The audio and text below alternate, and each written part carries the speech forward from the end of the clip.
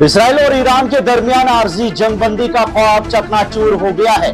दुश्मनी के सिलसिले ने एक बार फिर खतरनाक मोड़ ले लिया है और अब एक नई और खौफनाक अफवाह ने पूरे खित्ते को हिलाकर रख दिया है। दरअसल इंटरनेट पर एक वीडियो ने हंगामा बर्पा कर दिया है, जिसमें इराक की फिजाओं में अमेरिकन मिलिट्री की सरगर्मियां दिखाई गई है। करबला के करीब एक ड्रोन को आग के गोले में बदलकर जमीन बोस कर दिया गया है। रेजिस्टेंस से जुड़े जराये का दावा है कि ये एयरक्राफ्ट अमेरिका या इसराइल का है। फुटेज में साफ देखा जा सकता है कि हवा में इंटरसेप्ट होने के बाद मलबा कहां बिखरा पड़ा है। अगरचे इसका तायुन अभी बाकी है, लेकिन खतरनाक अंदाजे लगाए जा रहे हैं कि क्या ये अमेरिकन MQ-9 रीपर था या हर्मीज 900। कुछ रिपोर्ट्स तो ये तक कह रही है कि इराकी रेजिस्टेंस ने ईरानियन एयर डिफेंस का इस्तेमाल करते हुए अमेरिकन ओरिजिन के ड्रोन को आसमान से नीचे खींच लिया है। अगर ये सच साबित हुआ तो ये रीजनल वॉर का एक ऐसा टर्निंग पॉइंट होगा जिसे बुलाया नहीं जा सकेगा। वहीं ईरान की तरफ से ऑपरेशन नस्र की शुरुआत की गई है। ईरान का कयामत खेज जवाब आया है।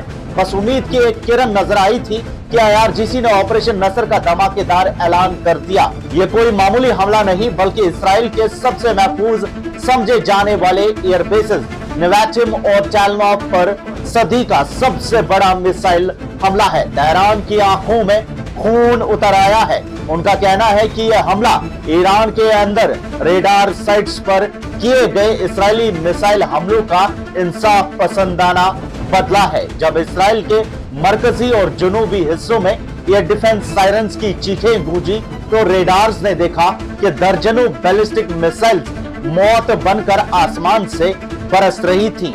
नेवाटिम एयरबेस की अगर हम बात करें, इसराइल के एडवांस्ड F-35 स्टेल्थ फाइटर्स का घर माना जाता है, जो अब तबाही की जद में है। वही चालनॉफ एयरबेस जो सेंट्रल इसराइल में है, इसराइल के कॉम्बैट हेलीकॉप्टर्स और स्ट्रेटेजिक इलेक्ट्रॉनिक वॉरफेयर का नाखूने जिगर है ये, जिसे IRGC ने निशाना बनाया है।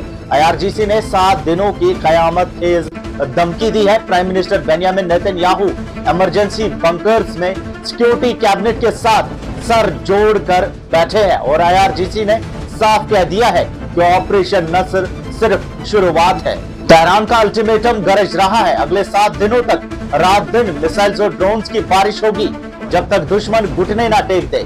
ईरान ने वाज़ेह कर दिया है, क्रिमिनल अमेरिका और दरिंदा सिर्फ ज़ायनिस्ट रिजीम जान ले, एक मजबूत ईरान और रेजिस्टेंस फोर्सेस कभी सर नहीं झुकाएंगी। अगर दुश्मनी जारी रही तो हम इससे भी ज्यादा सख्त जवाब देंगे। वॉर ऑफ एट्रिशन का आगाज हो चुका है। तेहरान ने वॉशिंगटन पर डायरेक्ट इल्जाम लगाया है कि वो टेल अवीव के साथ मिलकर इस आग को भड़का रहे हैं। ईरान का कहना है कि वो सेंटकॉम की साजिशों से बाखबर है और अब खामोश नहीं रहेंगे। दोस्तों, आग फैल चुकी है। ऑपरेशन नस्र के साथ ईरान ने दिखा दिया है कि वो इंफ्रास्ट्रक्चर का नुकसान बर्दाश्त करने के लिए तैयार है। बस मकसद इसराइल के एयर डिफेंस शील्ड को नाकारा साबित करना है।